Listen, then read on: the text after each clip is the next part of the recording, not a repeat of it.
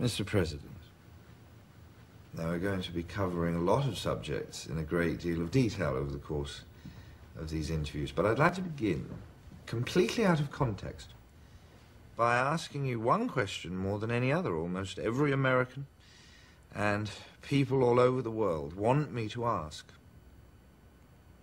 Why didn't you burn the tapes? Son of a bitch. Well, Mr. Frost, I'm surprised by your question. Since we have an agreement, a contractual agreement, I believe, that we would cover Watergate in our last taping session.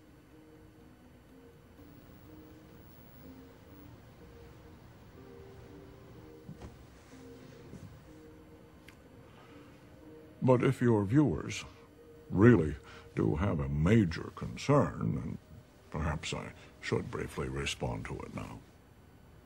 What probably very few people realize is that the taping system in the White House was set up by my predecessor, President Johnson, partly to avoid the necessity of having a secretary in every meeting, and partly to ensure there was a record kept of every verbal agreement, no matter how off the cuff or casual.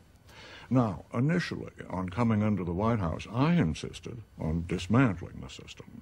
I hadn't liked the idea at all, but the former president, President Johnson, had repeatedly said how crazy it would be to remove the system, which he felt was the best way to... Well, in boxing, you know, there's always that first moment. You see it in the challenger's face. It's that moment that he feels the impact from the champ's first jab. It's kind of a sickening moment when he realizes that all those months of the pep talks and the hype, psyching yourself up, had been delusional all along. You could see it in Frost's face.